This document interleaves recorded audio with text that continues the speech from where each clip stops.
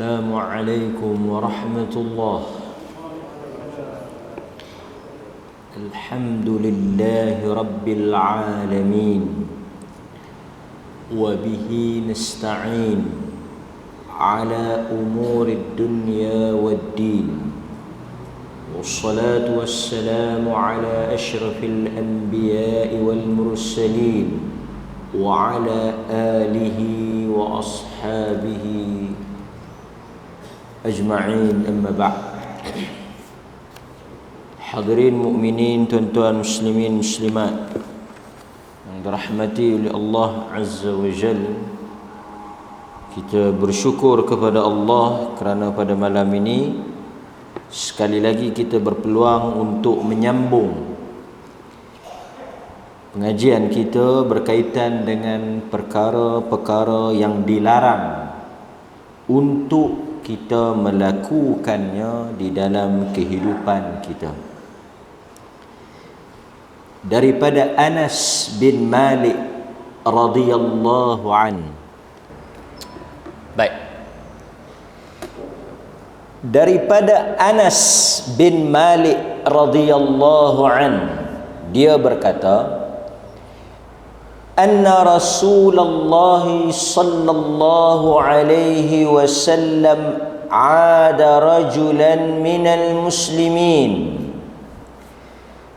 bahawasanya Rasulullah sallallahu alaihi wasallam telah menziarahi, ada yakni melawat, seorang lelaki daripada kalangan muslimin, daripada kalangan orang-orang Islam, lelaki daripada kalangan muslimin, daripada kalangan sahabatlah. Qad khafata fasara mithla al-farkh. Keadaan lelaki ni dalam hadis ni disebut dia mengalami suatu sakit khafata yang agak teruk, yang sakit yang sangat dahsyat lah. Fasara mithlal farkh. Keadaan lelaki ni dia punya teruknya, masa Nabi pergi tengok dia tu seumpama mithlun, seumpama farkh, anak burung yang baru menetas. Maksudnya apa? Lemah, tak larat, dhaif. Keadaan dia tu macam anak burung, kan? Anak burung ni perumpamaan nak menggambarkan keadaan dia yang sangat lemah, dhaif, teruk, tak larat. Kira-kira kita boleh kata macam tinggal kulit dengan apa? Dengan tulang lah, kan? Jadi kecil, jadi halus, kan? Orang sakit ni dulu dia berisi, bila dia sakit jadi kecil. Jadi sebab itu kadang-kadang orang yang sakit ni kita boleh nampak daripada bentuk fizikal dia. Kan? Dulu dia berisi, gemuk, kuat, bila dia main sakit ni nampak serah, orang utara kata, nampak tak larat, nampak halus, nampak kecil, nampak kurus, kan? Itu yang berlaku pada lelaki ini. Baik, kita sambung. Bila Nabi sallallahu alaihi wasallam tengok keadaan teruk dia ni, keadaan dia yang sangat lemah itu, faqala lahu, maka Rasulullah sallallahu alaihi wasallam tanya pada lelaki tersebut. Faqala lahu Rasulullah sallallahu alaihi wasallam, hal kunta tad'u bi syai'in aw tas'aluhu iyyah. Nabi sallallahu alaihi wasallam ni mungkin boleh merasakan ada suatu perkara yang dia lakukan menyebabkan dia kena sakit teruk tu. Ada pasal lah, ada punca yang menyebabkan dia mengalami keadaan yang begitu teruk. Maka Nabi tanya dekat dia, hal kunta adakah engkau telah tad'u doa bi syai'in, dengan suatu benda? Ada engkau minta apa-apa tak kepada Allah Azza wa Jal sehingga dia menjadikan engkau dalam keadaan yang seumpama ini? Ada tak engkau pernah doa apa-apa, minta sesuatu sehingga Allah Ta'ala memustajabkan permintaan engkau dan engkau diberikan keadaan dan sakit yang begitu teruk seperti ini? Nabi teka, Nabi tanya dia. Sebahagian di kalangan ulama kata daripada nubuwah, kenabian itu dia boleh merasakan ada benda yang tak betul yang telah dilakukan oleh lelaki ini. Qala, maka lelaki itu pun dia mengakulah. Dia jawab, dia kata na'am, betul apa yang disebut atau yang ditanyakan oleh Rasulullah, yang mengatakan dia ada doa satu benda, dia minta satu perkara yang buruk yang menyebabkan Allah Azza wa Jal memberikan musibah yang begitu dahsyat, yang berat kepada dia. Dia kata na'am, betul apa yang disebut oleh Rasulullah sallallahu alaihi wasallam tadi. Dia kata kuntu aqul, telah adalah aku ini berdoa. Dia kata aku ada doa dengan satu doa. Tuan-tuan, sebab itu bila kita nak berdoa, kita kena ada fiqhud doa, fiqh dalam berdoa. Sebab di dalam doa ada benda yang kita dilarang minta, dan kalau kita minta, ada kemungkinan untuk Allah Azza wa Jal memakbulkan doa itu, dan kita yang minta itu akan kena buruk doa tadi. Sebab itu Nabi SAW dalam kes ini telah larang kita umat Islam daripada mencontohi doa lelaki ini. Apakah yang telah diminta oleh lelaki ini sehingga menjadikan dia dalam keadaan yang begitu teruk dan lemah, dahsyat? Dia kata apa? Dia kata sebab itu kadang-kadang dalam doa ni, yang pertama kita kena faham apa konten yang kita minta tu. Doa yang kita nak minta, doa yang kita nak panjatkan kepada Allah itu, mesti kita faham kesan daripada doa itu. Adakah dia termasuk di dalam doa-doa yang dibenarkan, doa-doa yang digalakkan, doa-doa yang dianjurkan oleh Nabi, atau dia termasuk di dalam doa-doa yang dilarang? Dan lelaki ini telah membaca satu doa yang dilarang oleh agama, yang akhirnya dia telah memberikan natijah yang buruk kepada lelaki yang berdoa tadi, pendoa tu. Sebab itu bukan semua doa tu kita boleh baca. Ada doa yang dilarang. Itu sebab itu kita kena ambil fiqh doa. Apa yang dibolehkan dan apa yang dilarang. Konten tu kena faham dulu, isi kandungan. Kerana kadang-kadang kita minta tu dia jadi syirik pun boleh. Dan kadang-kadang dia berunsur, dia bercampur dengan unsur-unsur dosa dan sesuatu yang diharamkan. Macam dalam doa lelaki ni. Dia kata Allahumma ma kunta mu'aqibi bihi fil akhirah fa'ajjilhu li fid dunya. Tu doa dia.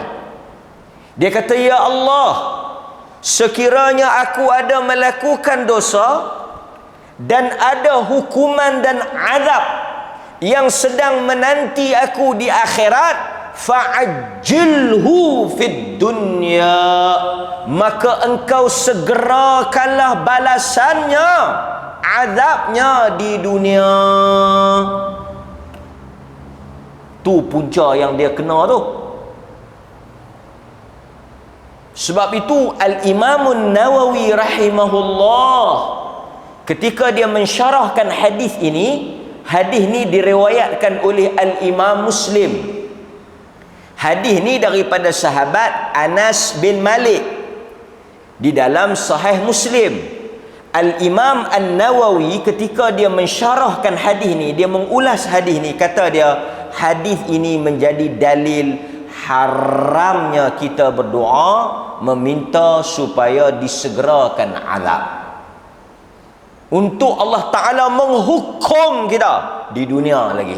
Itu apa yang disebut oleh Al-Imam Nawawi rahimahullahu ta'ala di dalam syarah Sahih Muslim. Baik, berikutnya kita tengok apa yang disebut lagi di dalam hadis ni. So, larangan yang kita nak sentuh malam ni ialah larangan meminta disegerakan azab, balasan, hukuman di atas dosa yang kita lakukan yang sepatutnya kita kena di akhirat. Fa'ajilhu, kita minta supaya disegerakan di dunia. Nabi kata apa? Nabi kata subhanallah. Di antara sunnah, apabila kita mendengar sesuatu yang buruk atau melihat sesuatu yang buruk, kita dianjurkan untuk menyebut subhanallah. Tuan-tuan tengok satu benda yang tak elok, satu benda yang buruk, satu benda musibah, satu benda yang tidak kata berkenan di hati, ya, bercanggah dengan hukum ke, benda yang diharamkan ke, subhanallah. Dengar satu benda yang tak elok, buruk, subhanallah, kita mensucikan Allah daripada yang buruk tadi. Kita mensucikan Allah daripada perkara yang haram tadi. Kita mensucikan Allah daripada perkara yang buruk, yang tak elok itu. Itu makna subhanallah, maha suci Allah. Sebab itu adabnya bila kita nak guna perkataan kalimah subhanallah ni, satu kata para ulama, bila kita melihat benda-benda yang tak elok, kita tengok kemalangan ke, kita tengok apa-apa kejadian musibah ke apa ke, subhanallah. Kita kata dengar benda yang tak elok, kita subhanallah. Seperti yang Nabi SAW lakukan dalam hal ni, dia kata subhanallah. Biasakan diri kita bila kita dengar satu benda, subhanallah. Dia kata saya dengar ada berlaku satu benda yang tak elok apa semua, subhanallah. Kan? Nabi kata subhanallah la tutiquhu aw la tastati'uh. Nabi kata kenapa kau minta benda macam tu? Sebab apa engkau doa macam tu? La tutiquhu, engkau tak akan mampu. Tak akan mampu untuk tanggung azab itu. Engkau tak akan mampu untuk tanggung hukuman itu. Nampak tuan? Aw la tastati'uh, dan engkau tidak akan boleh sanggup untuk menghadapi hukuman yang sepatutnya engkau kena di akhirat, engkau minta supaya dikenakan di dunia. Agak-agak tuan-tuan, apa alasan dia supaya disegerakan hukuman di dunia ni? Tentulah kita pun sependapat lah dalam hal ni, bahawa dia minta supaya disegerakan azab itu kerana dia tak nak kena dah di akhirat. Dia takut nak kena di akhirat, dia suruh Tuhan bagi siap-siap di dunia. Sedangkan apabila Tuhan menyegerakan azab itu, apa yang berlaku, kita tak mampu untuk menahan dan menanggungnya. Itu Nabi sebut. Sebab itu salah satu perkara yang dilarang, jangan sesekali minta kepada Allah supaya dia hukum kita di dunia. Sekejap lagi saya akan sebut pula bab yang kedua. Kalau Tuhan nak bagi, kalau kita tak minta kemudian Tuhan uji kita, itu isu lain, itu ada tajuk lain, kita akan sentuh dalam bahagian yang kedua. Tapi bahagian yang pertama kita nak jelaskan, tak boleh. Dia kata saya dulu dosa banyak, saya harap Allah Ta'ala hukum saya di dunia ni, Allah Ta'ala balas siap-siap di dunia ni, supaya esok bila saya bangkit tak ada dah lagi dosa-dosa saya di hadapan Allah. Tak boleh. Kalaulah ditakdirkan Allah Ta'ala mustajab apa yang tuan-tuan minta, tuan-tuan akan berhadapan dengan apa yang dihadapi oleh lelaki ni. Sampai jadi macam nak burung, punya teruk, sakit, sampai tak nampak harapan nak sembuh. Kemudian kata Anas bin Malik, Nabi SAW ajar kita. Walaupun Nabi ajar dia, tapi untuk semua. Nabi kata, afala qulta, kenapa kau pergi minta macam tu? Kau doa macam tu, kenapa? Pasal apa yang hampir doa lagu tu? Sepatutnya qulta afala qulta. Bukankah lebih elok dan lebih baik jika engkau doa Allahumma atina fid dunya hasanah wa fil akhirati hasanah wa qina adzaban nar. Minta yang ni. Yang duk pergi minta balak buat apa? Yang duk pergi minta hukuman pasal apa? Sebut Allahumma, ya Allah ya Tuhanku, atina, berikan kepada kami fid dunya hasanah, kebaikan di dunia, wa fil akhirati hasanah, kebaikan di akhirat, dan jauhkan kami daripada azab api neraka. Kalau kita minta macam ni tuan-tuan, kita akan diselamatkan oleh Allah daripada neraka yang mungkin kita di antara ahlinya, wal'iyadzubillah. Sama tak konten tu dengan apa yang kawan tu nak? Apa yang kawan tu nak? Kawan tu nak apa tuan-tuan? Kawan tu nak supaya dia diselamatkan daripada hukuman di akhirat. Dia minta supaya Allah Ta'ala tak hukum dia di akhirat. Cara macam mana dia tak mau Allah hukum dia di akhirat? Dia suruh Allah hukum siap-siap di dunia. Kena di dunia, tersandak. Ada tak cara kita tak mau Allah Ta'ala hukum di akhirat, tapi kita tak mau kena di dunia? Ada. Minta baik di dunia, minta baik di akhirat, dan jauh daripada neraka. Sebab itu kadang-kadang tuan-tuan, kita ni duk minta hala bagi jadi jahanam, duk minta hala ke tak elok, duk minta bagi hala bagi jadi buruk. Sedangkan kalau kita minta elok, apalah salahnya, kan? Sebab itu Nabi SAW ajar lelaki ni, jangan minta sesuatu yang kau tak sanggup, kau tak mampu. Kita pun dalam hal kita, dalam kehidupan kita tuan-tuan, elakkan daripada minta sesuatu yang buruk, kan?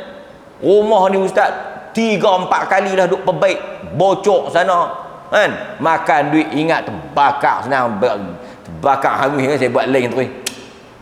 Dia selalu shortcut, dia nak bagi lingkup terus, kan? Dia nak cepat, dia nak minta supaya benda tu banyak sebut. Kita anak ni ustaz, ajak tak hati, biar tangkap buang. Duk minta lah, bagi mudah, kan? Sedangkan agama ajar untuk kita bersikap positif, kan? Dia ni ustaz ajak pun tak mau lah ni, tegur pun tak makan, kan? Nasihat pun tak elok, biar belaga mati buang. Tu dia. Dia ni bukan boleh buat apa dah ustaz, berapa kali dah kita kata, berapa kali dah, kan? Biar timpa train ke apa kan, belaga tiang elektrik mana kan, mati senang, lega kami orang kampung. Doa baik, Nabi kata, man kana yu'min billah wal yawmil akhir falyakul khaira. Kalau kamu mengaku beriman, buktikan iman kamu dengan sebut perkara yang baik. Jika tak ada perkara yang baik, tak ada dah benda baik yang kamu reti nak kata, tak ada dah benda baik yang kamu tahu nak sebut, Nabi kata apa? Diam lebih baik. Kalau tak ada benda baik, saya tak tahu dah benda baik apa, mulut saya ni duk kira nak kata tak elok, lebih baik hang diam, kan? Jika tak ada benda yang manfaat untuk kita cakap, benda baik yang kita nak kata, Nabi ajak awil yasmut, lebih baik kita diam. Diam itu lebih baik. Itu kalau kita mengaku beriman kepada Allah Azza wa Jalla. Boleh? Baik. Kemudian kata Anas bin Malik, fada Allah Azza wa Nabi SAW doa dekat lelaki ni. Da'allaha lahu fasyafahu. Nabi SAW doa pada lelaki ni, dan Allah Azza wa Jal menyembuhkan lelaki ni. Nampak tuan? Baik. Okey. So kita tengok apa pengajaran yang boleh kita ambil daripada hadis ni. Antaranya, okey,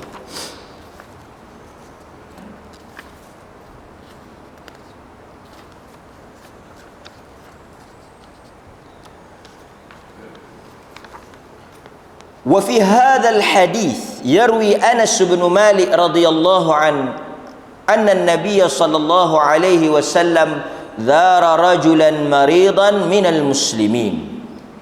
Dalam hadis ni kita tengok tadi Nabi ziarah lelaki ni yang mana dia sakit, dan kita tahu di antara sifat tawadhu' Nabi sallallahu alaihi wasallam, baginda apabila mendengar ada orang sakit di kalangan sahabat-sahabat baginda, walaupun daripada kalangan orang biasa, daripada kalangan marhain, daripada kalangan orang-orang yang mungkin bukan orang yang ada kedudukan, Nabi ziarah. Salah satu daripada sifat yang ditunjukkan akhlak Nabi itu, dia kalau dengar orang sakit, dia ziarah. Sebab itu antara amalan yang besar di sisi Islam ialah ziarah orang sakit. Nabi pernah tanya ramai-ramai di kalangan sahabat, siapa pernah ziarah orang sakit? Abu Bakar As-Siddiq kata, dia. Hari ini dia telah ziarah orang sakit. Siapa di kalangan kamu yang telah pergi mengunjung orang yang mati? Kata Abu Bakar As-Siddiq, saya ya Rasulullah. Siapa hari ini yang telah bagi orang miskin makan? Saya ya Rasulullah. Siapa hari ini yang berpuasa? Saya ya Rasulullah. Nabi kata, sesiapa yang berkumpul padanya amalan-amalan tadi, maka telah ada satu tempat untuknya di dalam syurga. Antara perkara yang besar apa dia?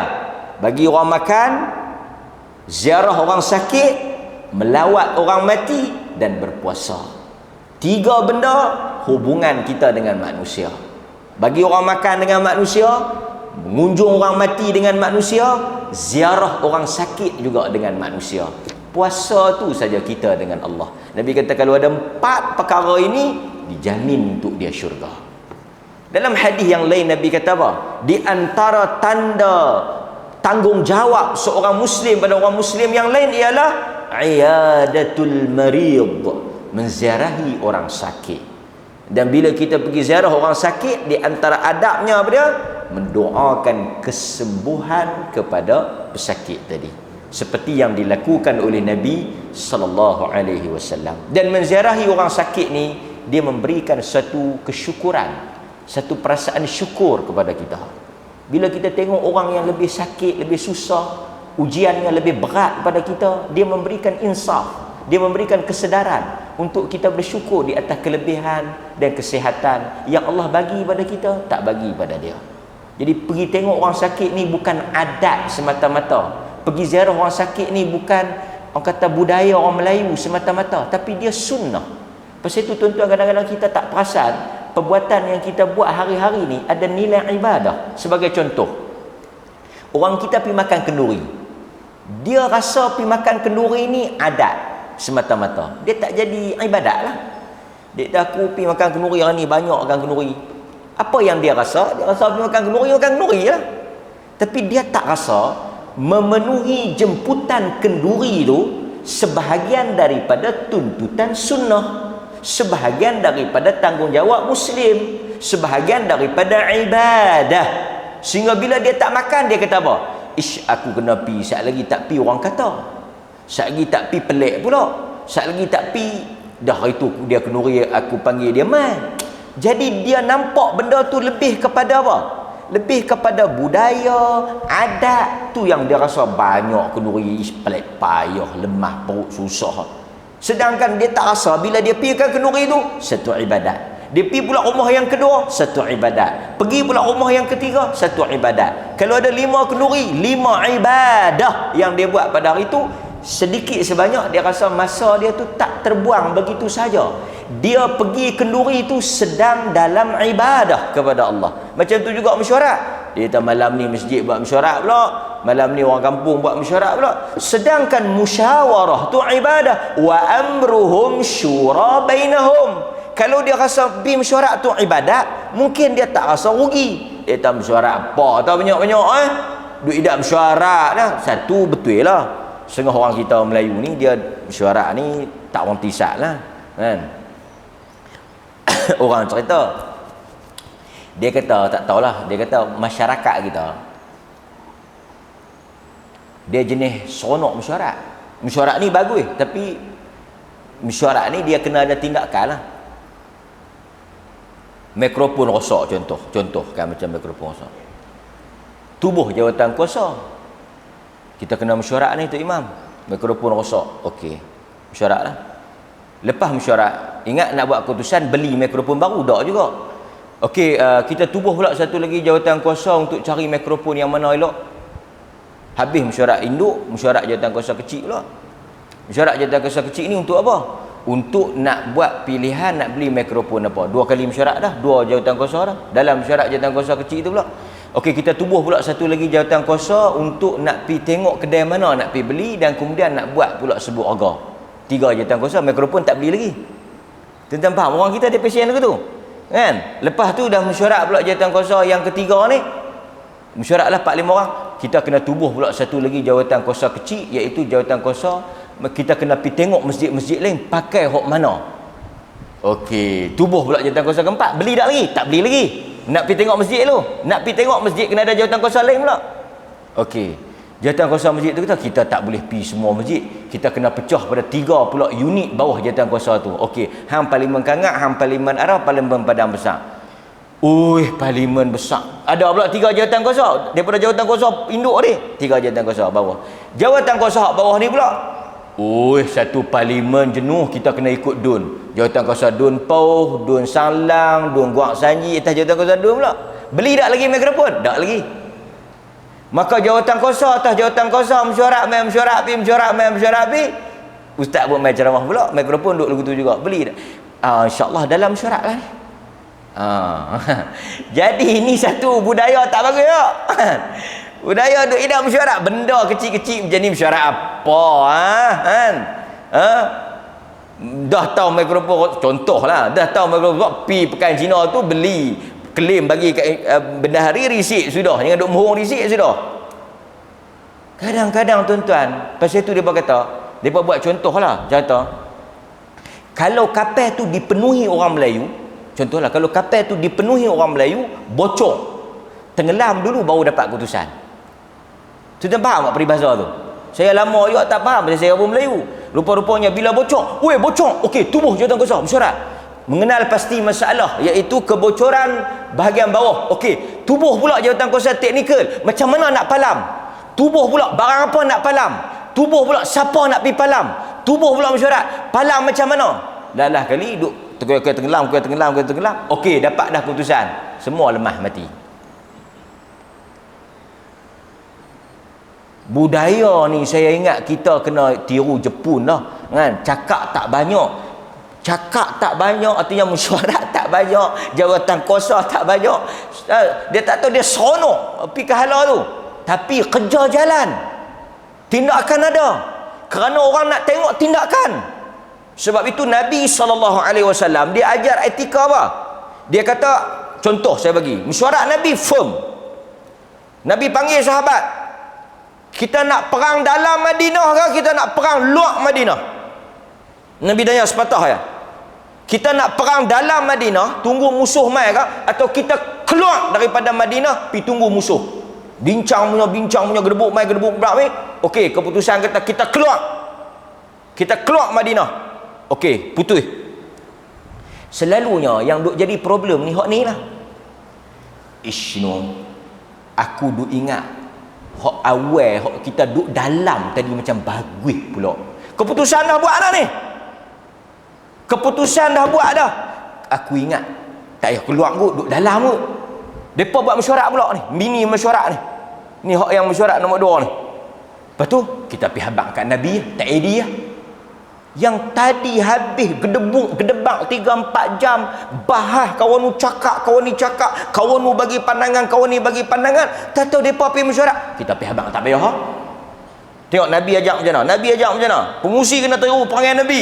Dia habaq mai, Rasulullah, kami ingat kata hak awal tu tak payah keluar kot.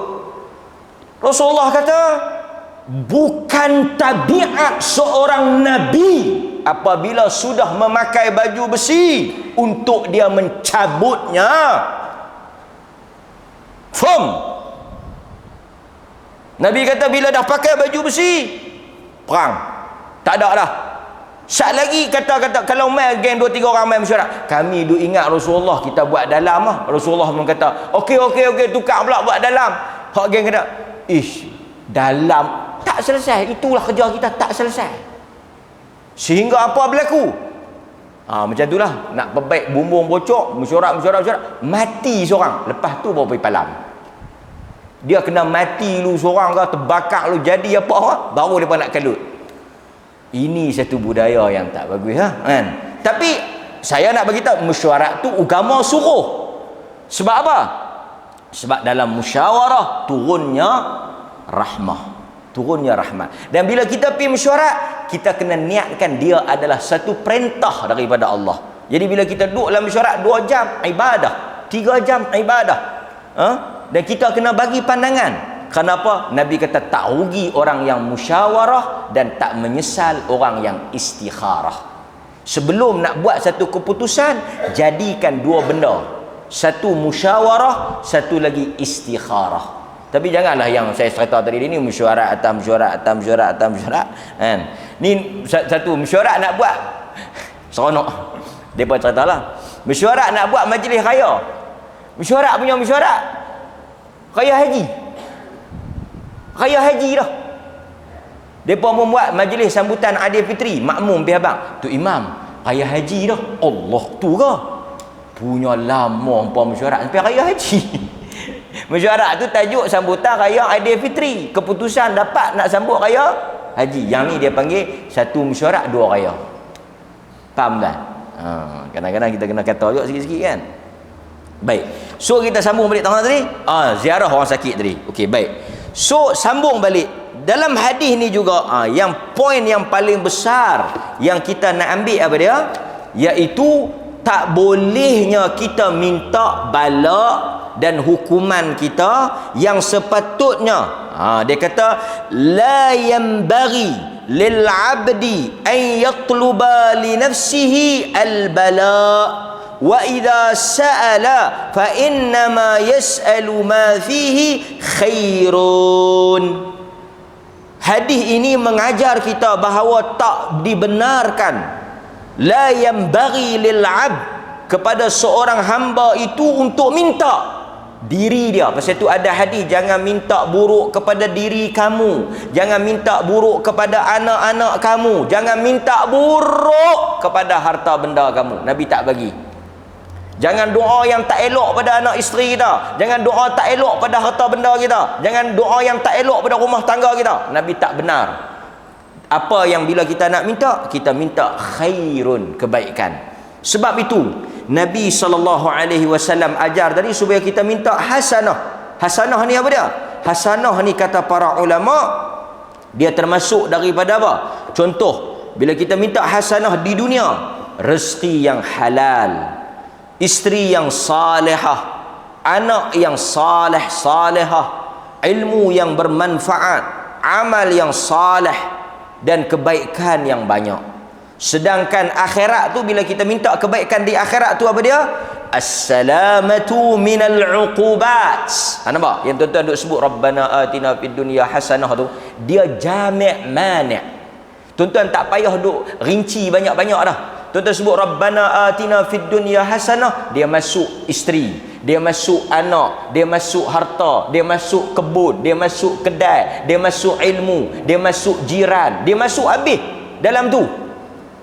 Pasal tu doa Nabi ni ringkas tau. Tuan-tuan, kita duk bagi kursus umrah.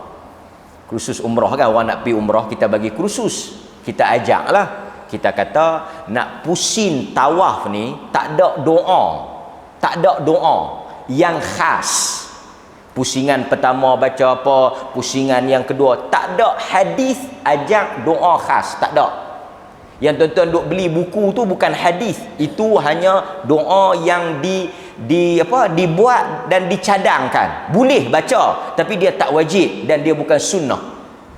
Jadi kalau tuan-tuan tak baca pun tak apa. Kadang-kadang setengah dia gantung di Dilihat dia duduk belik, duduk baca mai apa semua, tengok pi sampai ke pintu lah. Duduk tengok sampai ke pintu. Orang kata, pi ke mana ni ikut ni? Kan? Dia jadi satu ketakutan. Orang takut tau. Kita kata, dia kata, ustaz ni dekat nak pi dah ni. Saya takut. Takut apa? Saya tak hafal lagi doa. Doa nak pusing tu.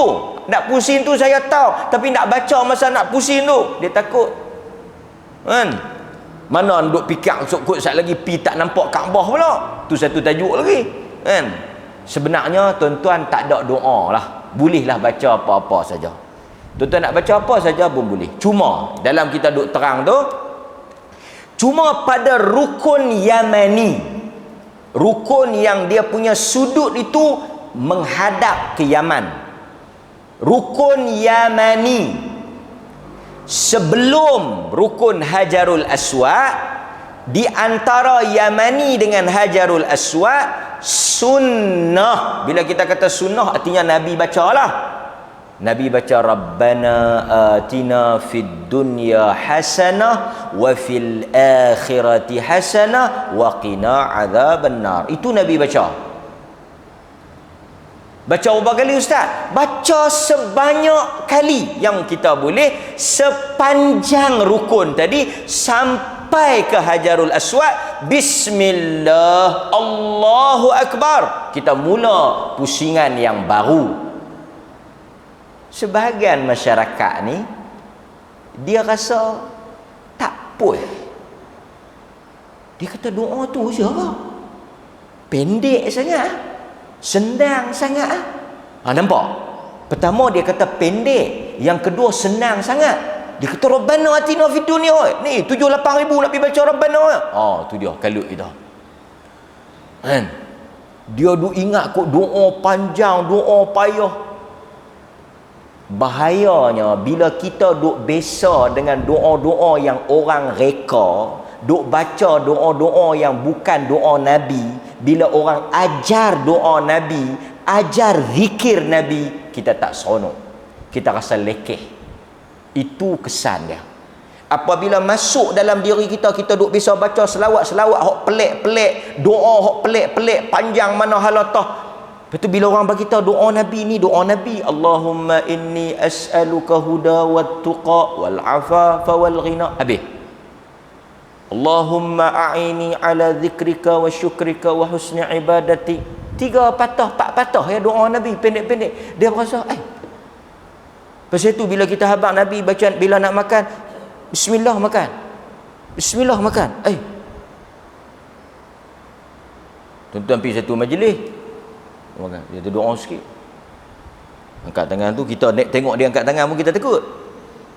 Lepas tu kita pun bismillah, bismillah, kita makanlah. Dia makan lah. Sebab apa? Kerana kita telah diasuh dengan sesuatu yang bukan sunnah. Bila kita mai sunnah, kita dengar sunnah, kita diajar sunnah, kita rasa benda tu pelik, kita rasa benda tu lekeh, kita rasa benda tu simple, mudah. Kita tak puas dengan sunnah. Ini bahaya, kan? Sebab itu Nabi baca Rabbana, sedangkan di dalam Rabbana tu yadkhulu fiha kullu ma yahsunu wuqu'uhu 'indal 'abd min rizqi hani wasi' halal wa zawjatin salihah wa waladin taqarru bihi al-'ain wa rahatin wa 'ilmin nafi' wa 'amalin salih wa nahwi dhalik min al-matalib al-mahbubah wal mubahah. Masuk semua. Tuan-tuan, Rabbana atina komplit. Anak, isteri, rumah, kereta, harta, keluarga, jiran, ilmu, semua, pekerjaan, semua masuk. Nampak? Baik. Kemudian akhirat pula, wa fil akhirati hasanah as-salamatu minal uqubat fil qabr. Nampak? Tuan-tuan tahu maksud yang tuan-tuan duk kata wa fil akhirati hasanah, wa fil akhirati hasanah, wa fil akhirati hasanah tu, apa dia maksud di akhirat tu?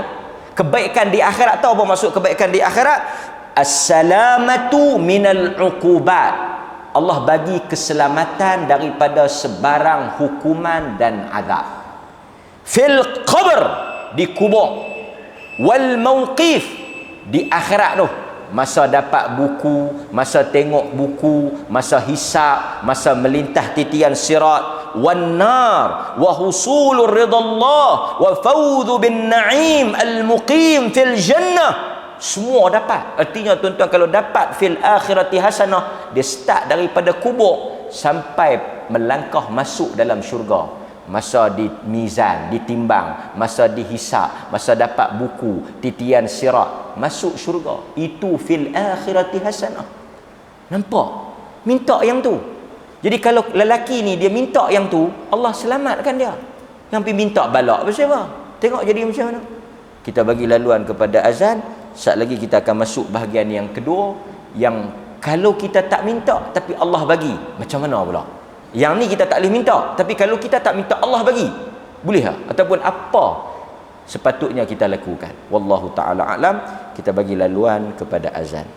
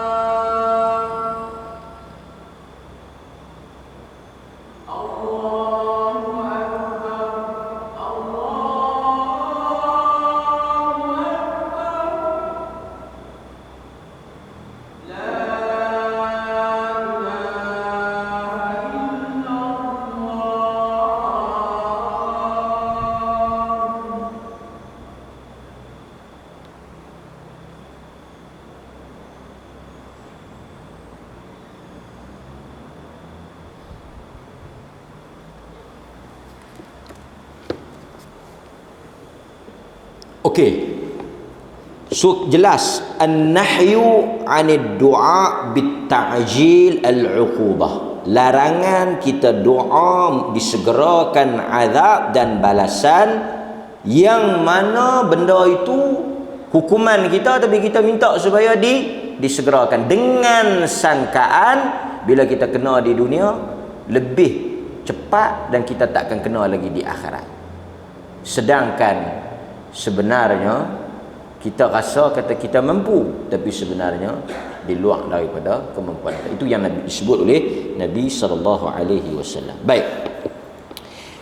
Kalau kita tak minta tapi kena juga, yang tu Tuhan sayang. Yang tu kita mampu ke tak? Kalau kita minta macam lelaki tadi ni, Nabi kata kita tak mampu. Macam lelaki tadi ni memang dia tak mampu dah. Tapi kalau kita tak minta, Tuhan bagi. Ingat, Tuhan tak bagi luar dari kemampuan kita. Jelas ha? Dia beza tak yang tadi? Yang tadi kita minta. Tuan-tuan jangan minta. Orang kata sakit ni, saya bagi contoh lah. Sakit ni menyucikan dosa. Tuan-tuan pun lepas sembahyang, ya Allah ya Tuhanku, aku minta tolong bagi aku sakit supaya aku ni bersih daripada dosa. Minta bagi aku sakit, aku nak bagi hilang dosa. Yang tu kalau kena tersandar. Yang tu kalau kena ketahuan. Tapi kita tak minta. Kita minta kesihatan. Allahumma afini fi badani, Allahumma afini fi sam'i, Allahumma afini fi basari. Kita minta, ya Allah bagi kesihatan kepada tubuh badan kita, kesihatan kepada diri kita. Kita minta. Tapi Allah nak bagi sakit. Yang kalau Allah bagi, kita mampu tanggung. Kerana Tuhan tidak akan memberikan sesuatu ujian ataupun sesuatu perkara, musibah luar daripada kemampuan kita. Itu kaedah dia. Pasal itu tuan-tuan tengok satu orang diuji teruk, tuan-tuan rasa tak mampu. Pasal tuan-tuan melihat diri tuan-tuan pada kedudukan dia. Faham tak? Ish, teruk dia kena. Tak mampu saya. Tak mampu pada ukuran kita. Tapi Tuhan mengenali dia. Tuhan tahu dia mampu. Sebab itu dia bukan ukuran pada ujian ni, dia bukan ukuran pada ilmu, dia ukuran pada iman. Ada orang yang tak ada ilmu, tak banyak ilmu dia, tapi iman dia kukuh, kuat. Ujian dia lebih berat daripada orang yang mungkin ada ilmu tapi kurang iman dia. Ini beza. Sebab itu dalam hadis Nabi SAW sebut, riwayat Al-Imam Tirmizi daripada Anas bin Malik. Ni tuan-tuan dengar bagi elok kerana dia agak kontra dengan hadis yang tadi. Tapi saya dah sebut awal tadi, yang A tu minta, yang ni dia tak minta. Tengok. Anas bin Malik riwayat, dia kata apa? Dia kata, "Idza aradallahu bi'abdihil khaira." Dengar. Apabila Allah menginginkan kebaikan kepada hambanya. Tengok. Iza aradallah, apabila Allah nak al-khaira, kebaikan, Allah nak akan kebaikan kepada siapa? Diri kita. Allah buat apa? Kalau Allah nak kita ni baik, Allah nak kebaikan, manfaat untuk kita, keselamatan untuk kita, ajjalalahu, Allah Ta'ala akan menyegerakan untuk hambanya tersebut al-uqubata fid dunya. Apa dia? Kalau Allah nak kebaikan pada kawan tu, Allah akan segerakan balasan di dunia. Apa beza dengan hak tadi? Hak tadi dia minta. Kita jangan minta. Pasal tu jangan cari penyakit, jangan cari pasal. Orang kata kalau kemalangan mati syahid, dia pergi saja-saja pergi ni bang belaga. Pasal apa? Pasal dia nak mati syahid. Yang tu bukan mati syahid, tu mati katak. Dia ada beza. Kalau kita tak minta benda tu jadi luar daripada permohonan kita, tak apa, Allah bagi. Faham tak tuan? Jadi kalaulah sesiapa di dunia ni sakit, hang minta tak sakit? Dak. Allah bagi uji aku sakit, Allah sayangkan hang. Beza dia apa tadi? Minta. Sebab itu kita kata larangan minta, bukan larangan sakit. Nak sakit mana boleh larang. Kita mana boleh Tuhan.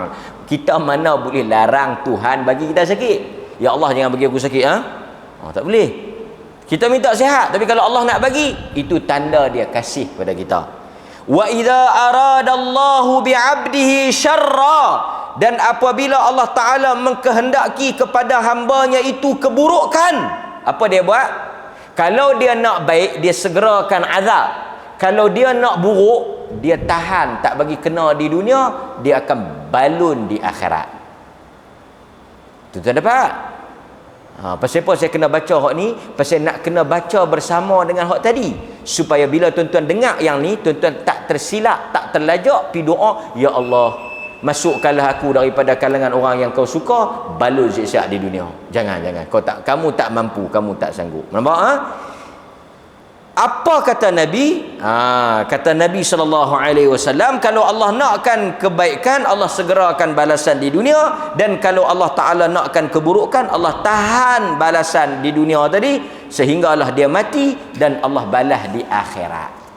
Jadi tuan-tuan, siapa yang kena dah di dunia ni, yang dia tak minta, yang dia sakit, yang dia kena ujian, apa-apalah, bukan kata sakit, apa-apa ujian, itu tanda kasih Allah pada dia. Dia kata, saya sakit belakang Ustaz, saya demam ni Ustaz, saya apa ni, ada satu orang telefon saya menangis-nangis semalam. Nangis-nangis semalam. Apa dia ni, cerita tentang ujian yang dia dapat, kan? Kita sebut kepada dia, pertama, dia jangan sangka buruk kepada Allah. Yang kedua, Allah sayang pada dia. Cuma satu orang pergi curi motor, polis tangkap. Mak dia kata, awak abang buat macam ni, tengok kena tangkap. Allah sayang dekat abang, Allah uji macam ni. Yang Tuhan pergi cari penyakit yang buat pasal. Bukan semua balak itu tanda Allah sayang. Hang pergi cari pasal, hang pergi buat perangai, hang pergi langgar ikut suka, lepas tu bila kena masalah, pergi duk kata Allah sayang. Allah sayanglah dekat dia, pasal tu dia kena uji teruk. Dia pergi cari penyakit. Anak perempuan kita pergi ikut jantan mana, balik mengandung, kan? Lepas tu, kenapa hang buat macam ni? Ini tanda Allah sayang dekat saya. Tengok Allah uji saya ni. Ni balak ni, musibah tanda Allah, bukan tanda Allah sayang. Yang ni kita pergi cari pasal. Sebab itu tuan-tuan, bukan semua balak musibah itu hukuman. Bukan semua balak dan musibah itu tanda Tuhan sayang. Tuan-tuan dapat tak? Setengah orang dia ekstrim. Apa sahaja balak, hukuman Tuhan. Apa sahaja balak, lagi teruk kalau dia kena. Contoh, kawan tu sakit, Tuhan ajak hang tu, hukuman Tuhan tu. Minggu depan dia sakit, hang macam mana pula? Yang ni tanda kasih sayang Tuhan. Yang ni juga tak betul. Apabila kena pada orang, balak, musibah, hukuman, azab, Tuhan nak ajak. Tapi bila kena tang kita, kasih sayang Tuhan, rahmat Tuhan, Tuhan sayang kat kita, Tuhan nak uji kita. Ujian terus kat kita. Yang dekat orang balak. Tak, tuan-tuan, nak ukur ujian ataupun musibah, balak ataupun tidak, tengok di mana letak duduk kita. Kalau kita orang masjid, tuan-tuan orang masjid kena ujian, itu sebagai tanda kasih Tuhan. Tapi kalau tuan-tuan duduk di tempat maksiat, kena musibah, itu hukuman. Nampak tak? Tuan-tuan boleh faham tak? Macam mana kita nak katakan itu ujian, yang ni hukuman. Ujian pada orang beriman, hukuman pada orang yang melakukan dosa. Itu saja. Siapa-siapa yang diberikan satu musibah dalam dia berdosa, kita katakan itu hukuman.